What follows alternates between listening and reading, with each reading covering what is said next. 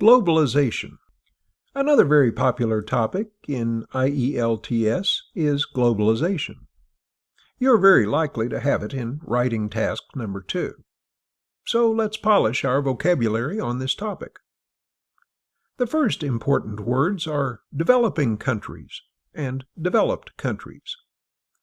Developing countries are countries with little industrial and economic activity, where people generally have low incomes. Contrarily, developed countries are countries with a lot of industrial and economic activity, where people generally have high incomes.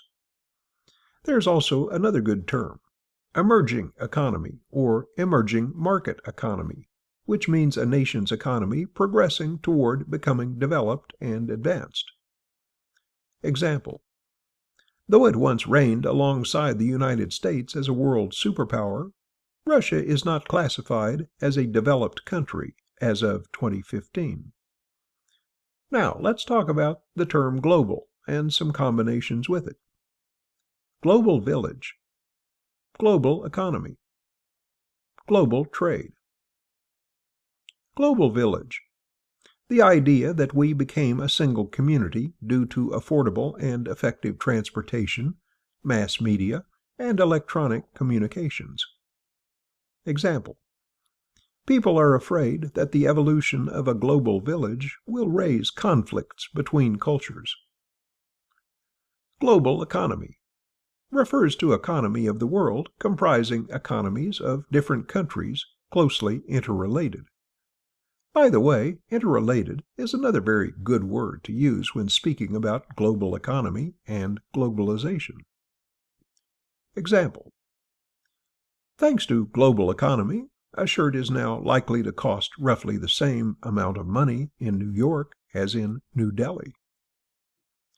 And finally, global trade, or often called international trade, is simply the exchange of goods and services between countries.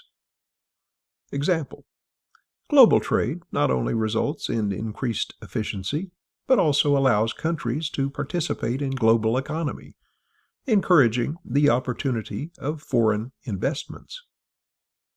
Let's continue our studies and examine 2 new words connected with globalization: sweatshop and outsourcing. Sweatshop, sometimes called sweat factory, is a workplace with unacceptably severe conditions and usually extremely low wages. Example: in 2006, Apple faced allegations that its iPod was being produced in China's sweatshop conditions. The Apple incident illustrates how sweatshops can thrive with such practices as outsourcing. Outsourcing means just what it says: going out to find the source of what you need. In the globalization context, we usually use the term outsourcing to describe situations when businesses outsource production to countries with developing economies. Example: offshore outsourcing is often criticized, which can mean bad public relations for a company. Our next phrase is loss of identity, and this is what can happen if the idea of global village develops further. Example: some people fear that globalization will eventually lead to total loss of cultural identity. Our next group of words is prosperity, standard of living, and human development index. Prosperity. To put it simply, it's the state of being successful, usually by making a lot of money. Example: globalization plays an important role in contributing to sustainable prosperity for all people. Standard of living could be described as a quality of life or level of material prosperity available to an individual or a group of people. Example: the standard of living includes factors such as income, availability of employment, affordability of housing, quality of health care, and many others. And finally, Human Development Index, or HDI, is an index prepared by the United Nations which lists countries in the order of human achievement taking into consideration three dimensions: health, education, and living standards.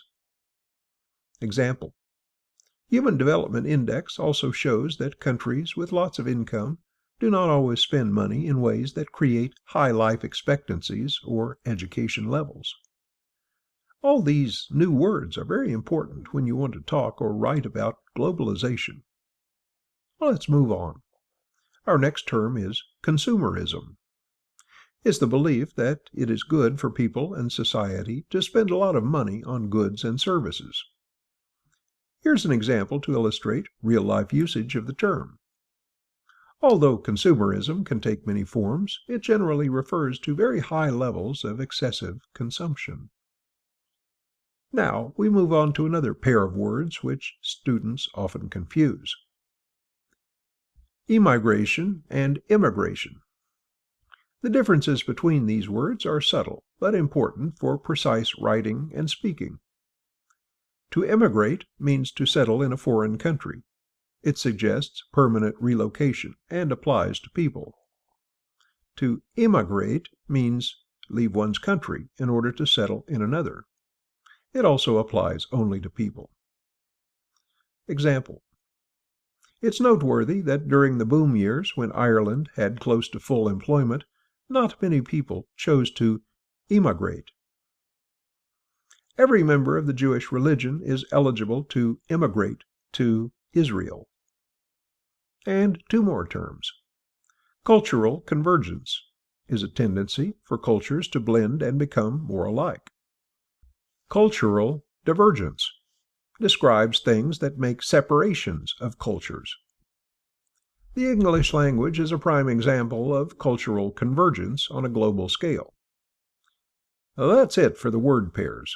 And here are a couple of international agencies which directly influence globalization development. World Trade Organization, or WTO, global organization that helps countries and producers trade fairly and effectively. International Monetary Fund, or IMF, intergovernmental organization with its headquarters in Washington, D.C., that focuses on maintaining international economic stability. Here's a list of some other very useful words and phrases for preparation for IELTS globalization topics. Anti-globalization movement: local, national, domestic. Integration, cooperation. Multilateral, unilateral. Progress, development. Protest, strike, demonstration. Standardization, national sovereignty. To accelerate. Affluence, to dominate. Economic growth drivers. Imbalance, inequality. Superpower, tariff, trade barrier. Borders, fair trade. Interdependence, international financial system.